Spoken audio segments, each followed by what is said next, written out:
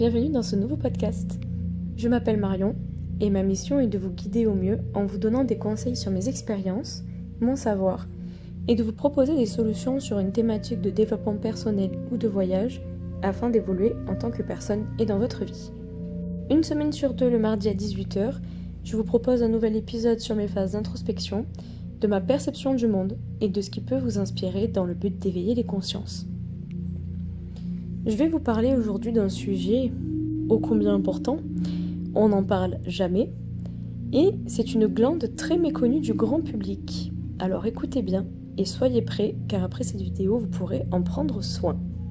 C'est parti. La glande pinéale ou épiphyse est une petite glande endocrine située dans l'hypothalamus du cerveau des vertébrés. À partir du tryptophane, elle sécrète la mélatonine et joue un rôle central dans la régulation des rythmes biologiques grâce à cette hormone. Donc, la veille, le sommeil, les saisons, etc. Elle produit la sérotonine et la mélatonine, les hormones qui régulent le sommeil. Et la mélatonine régénère notre corps.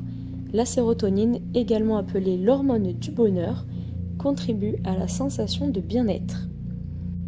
Il semble que celle-ci joue un rôle dans la régulation du développement sexuel par le fait que la mélatonine aurait ce qu'on appelle un effet antigonadotrope qui inhibe l'apparition des caractères sexuels secondaires. La baisse de production de mélatonine à la puberté correspondrait donc à une levée de cette inhibition. Donc, pour la faire courte, qui expliquerait donc une puberté précoce avec la destruction ou un dysfonctionnement de la glande pinéale, un développement accéléré des organes sexuels et du squelette. Nous avons le terme scientifique qui est la glande pinéale, puis spirituel qui est le troisième œil. On peut la mettre en lien avec la sagesse ancestrale et appartient donc au chakra du troisième œil et au chakra couronne qui est situé au-dessus de la tête. Pour mieux vous expliquer, dans le cerveau, enfin ça a été remis en cause récemment, mais pour schématiser, nous avons deux parties du cerveau, le cerveau droit et le cerveau gauche qu'on peut appeler aussi hémisphère. Donc l'hémisphère gauche est lié à tout ce qui est la logique, les mathématiques, séquentiel, binaire, etc. L'hémisphère droit est lié à tout ce qui est imagination, créativité, pensée, émotion, bref, tout ce qui touche l'affect et le sensoriel. Une approche subjective qui met en avant l'émotion et la spiritualité, l'expérience, le vécu, vient de l'hémisphère droit. Une approche objective qui met en avant la logique et l'analyse provient de l'hémisphère gauche. J'ai étudié tout ça durant ma formation de BTS design graphique et je devais choisir un thème et en faire une vidéo. J'ai choisi l'impact qu'a la musique sur le cerveau d'un enfant à trouble 10, dyslexique, dysphasique, dyspraxique, etc. Puis j'ai interviewé de nombreux spécialistes et j'en ai fait un reportage. Et d'ailleurs que vous pouvez trouver sur YouTube. C'est mon ancienne chaîne YouTube, c'est Emotive Attitude, je crois. Donc c'est pour cela que les enfants à troubles sont beaucoup plus créatifs et émotifs, enfin sensibles aussi, que la normale entre guillemets, parce que bon, j'aime pas trop parler de normalité, tout simplement car leur hémisphère droit est beaucoup plus développé que le gauche. Je le vois sur moi, exemple parfait. Plus récemment, j'ai étudié ça dans ma formation en radiesthésie, car il y a énormément de physique, même si on ne dirait pas du tout comme ça. Vous savez, la radiesthésie, c'est avec le pendule. Je pourrais en faire un podcast entier.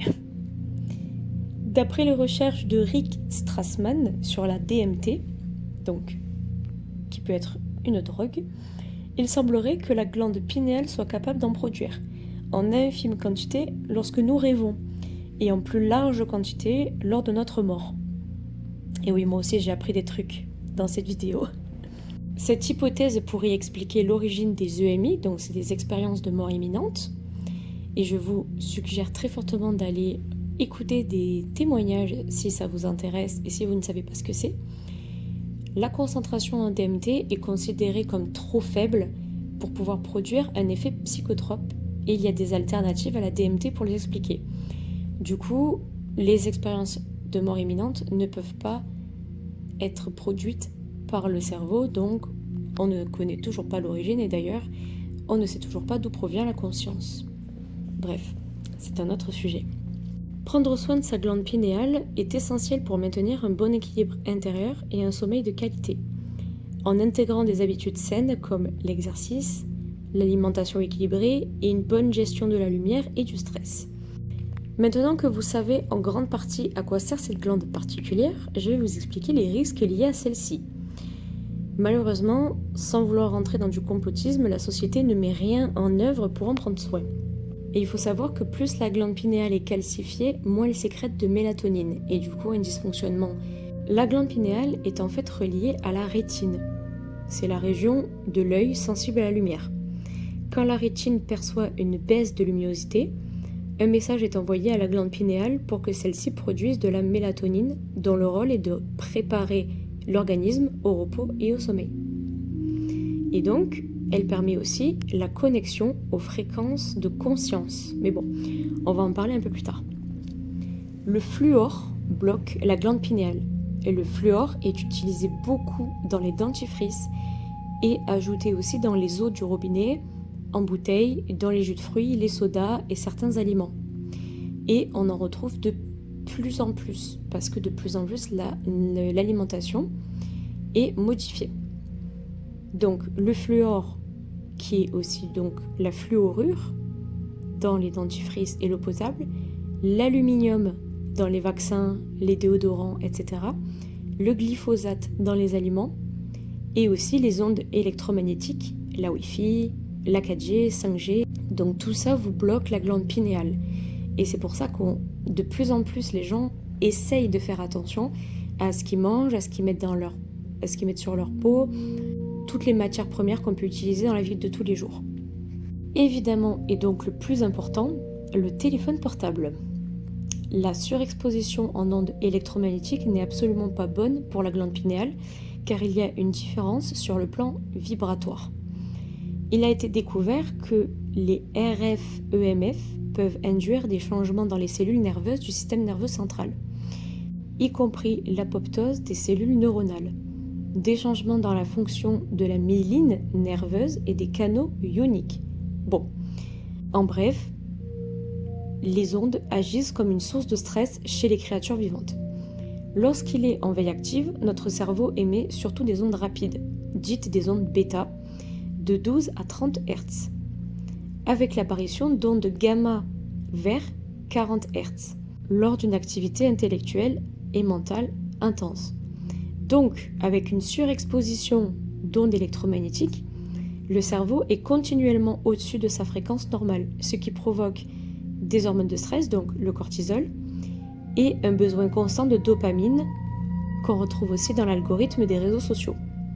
Quel que soit le type de champ électromagnétique, certaines personnes se plaignent de symptômes non spécifiques comme la fatigue musculaire, des douleurs, la fatigue chronique, perte de mémoire, apathie, irritabilité, troubles du sommeil, maux de tête, vertiges, malaise et un tas d'autres.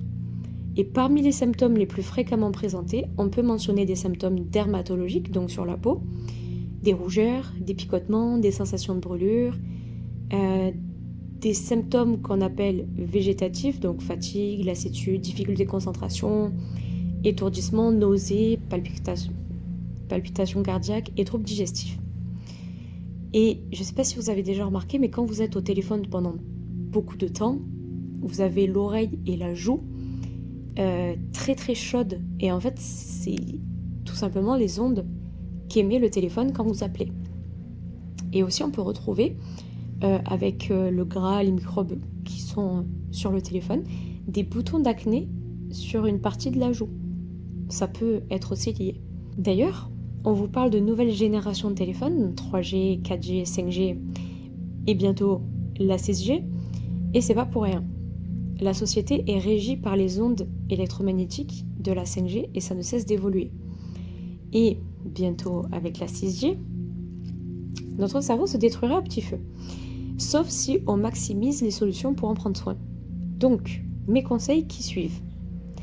Par rapport aux ondes, ne pas mettre le téléphone à l'oreille, couper la Wi-Fi et les données cellulaires dans la chambre au coucher, parce que ça, pour la nuit, il n'y a rien de pire, parce que nous, on ne les voit pas.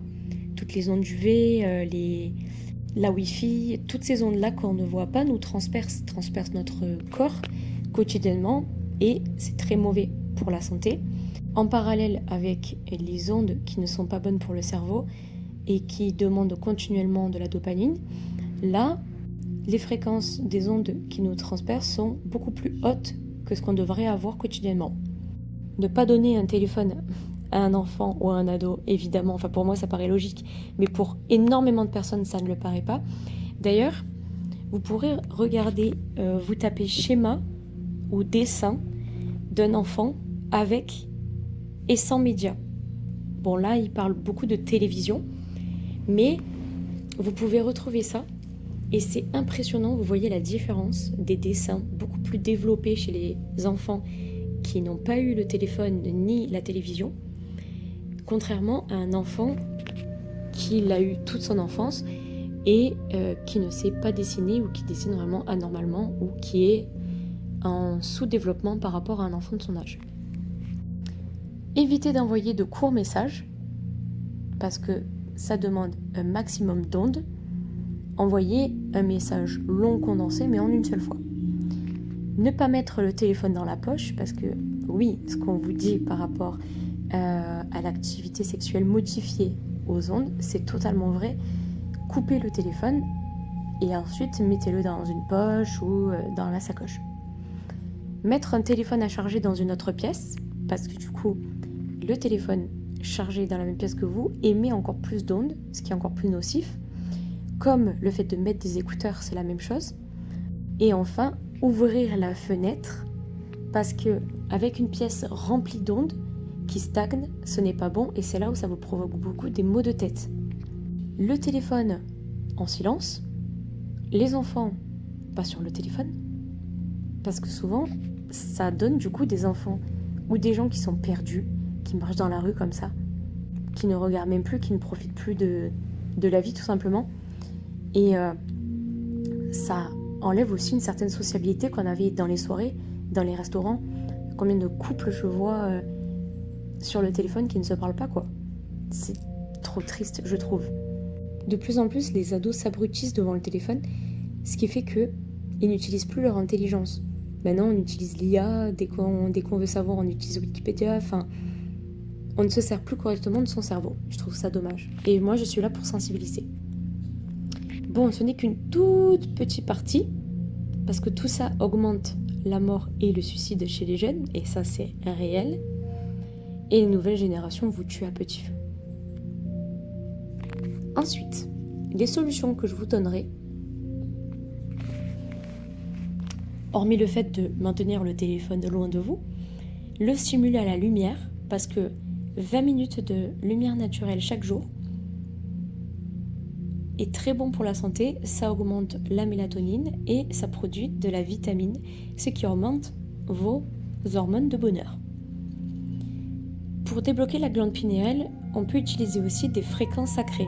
Vous savez, donc les ondes hertziennes, mais cette fois-ci régies par de la musique, par exemple des bols tibétains, et vous pouvez en trouver sur Spotify. Il y a des playlists entièrement consacrées aux fréquences sacrées. Et pour débloquer la glande pinéale, on a la fréquence 154.66. C'est très précis. Et donc la musique qui guérit a un terme et ça s'appelle holopsonie. Et je viens aussi de découvrir ce terme-là. Le diapason Eros 154.66 est utilisé principalement au niveau du front. Il vibre à la couleur indigo, donc c'est un bleu foncé, et permet d'activer la glande pinéale. Si vous ne savez pas ce que c'est un enfant indigo d'ailleurs, je vous conseille vraiment d'aller regarder, c'est très intéressant. Et ce diapason est très efficace également lorsqu'il est appliqué au niveau du cœur. C'est comme quand vous allez taper des bols tibétains, vous les placez à certains emplacements du corps et ça vous vibre dans tout le corps parce que ces bols tibétains-là fonctionnent à peu près comme un téléphone. Ils vibrent et ils envoient leurs ondes qui traversent votre corps, sauf que cette fois-ci, ce sont des ondes bénéfiques. Je vous conseille aussi les états de conscience altérés que l'on va trouver durant la méditation. Donc, la vipassana, mais bon, ça c'est autre chose, mais la méditation quotidienne, le breathwork, le yoga, la sophrologie, l'hypnose, durant le sommeil, la kundalini, qui est un alignement des 7 chakras grâce à une thérapie ou des exercices spécifiques. Bon, il y en a plein d'autres, mais je les fais courtes. On a aussi certains aliments qui sont très bons, comme le citron cru, fraîchement pressé. C'est un très bon détoxifiant pour votre glande pinéale. L'acide citrique fonctionne également, mais le jus de citron cru est recommandé. Et il est recommandé aussi de prendre 3 cuillères à soupe d'acide citrique ou 7 citrons bio, bon voilà, par jour pendant 3 semaines à jeun, le matin en vous réveillant. Et enfin, comment savoir si ma glande pinéale va mal ? Alors là pour le coup, on a l'IRM, donc qui est l'imagerie par résonance magnétique qu'on peut faire à l'hôpital, prescrit chez le médecin, etc. Et je ne sais pas du tout si c'est remboursé ou pas en France, mais ça sera intéressant. Moi pour le coup je ne l'ai jamais fait, mais ça sera intéressant. Et elle montre des anomalies dans la région pinéale. Parfois, la paroi d'un kyste pinéal peut être visualisée à l'aide d'un produit de contraste. Et les kystes pinéaux sont des modifications bénignes très courantes dans la région de la glande pinéale. Donc, c'est assez bénin en général. Ne vous inquiétez pas, c'est juste que avec l'évolution de la société quotidienne et avec tout ce qu'on utilise tous les jours comme produits dérivés, etc., il vaut mieux faire attention et prévenir. Je vous conseille aussi, si vous pouvez faire appel à un radiesthésiste ou même si vous le faites vous, vérifiez la différence sur le plan vibratoire. Votre énergie sur le plan vibratoire, on va utiliser l'unité de Bovis, donc c'est un biomètre qui est utilisé pour savoir où est-ce que vous vous situez. En plus, je l'ai fait il n'y a pas longtemps en cours, mais en dessous de 6500 UB, donc unité Bovis, on peut avoir une maladie où notre corps ou notre santé n'est pas bonne. Et au-dessus, nous avons une qualité de santé normale.